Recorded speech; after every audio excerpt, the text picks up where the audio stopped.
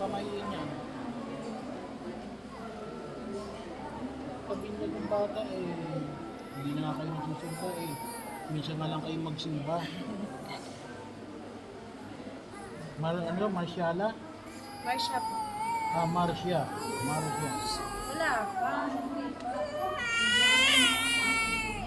Marsya, binibigyan ka Marsya ng Ama, ng Espiritu Santo. Amen. May punasan.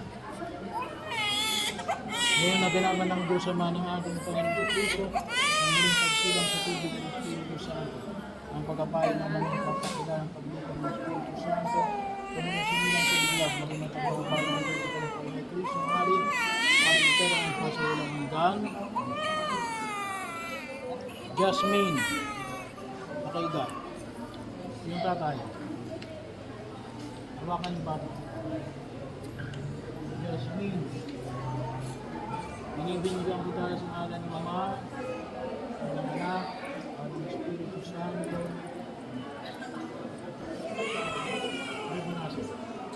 Ngayon naganaman ng Diyos Ama ng ating Panginoon sa Kristo, ang muling pagsilang sa tubig at Espiritu Santo. Ang pagkapahid ng langis ay nagpapakilala ng paglubog ng Espiritu Santo sa muling sinilang sa binyag. Magmantang ng bagay ito sa kanila sa Kristo ng Hari, at propeta na magpasawalang hanggan. Meron pa bang princess na ano na ba yan? Pangalan niyan? RD. Ito walang pangalan to niya. Tula rito. Anong pangalan?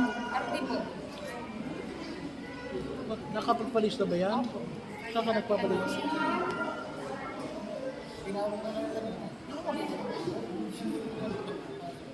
Asan yun o? Asan yun?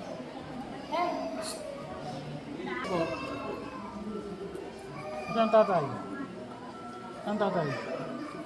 Kaya RD, binibinyagan kita RD sa ngalan ng Ama.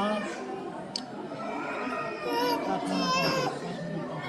Taas mo ng konti. Iba mo. RD, binibinyagan kita sa ngalan ng Ama, ng Anak, ng Espiritu Santo. Ngayon nagalaman ng Diyos Ama ng ating Panginoon sa Kristo ang muling pagsilang sa tubig ng Espiritu Santo. Ang pagkapahid ng langis na papakilala ng paglukob ng Espiritu Santo sa muling sinilang sa binyag, maging matag ng batang ito sa kanyang sa Kristo. Hari, man propeta ng pasawalang hanggan, ang rin ito, pagkamahiin.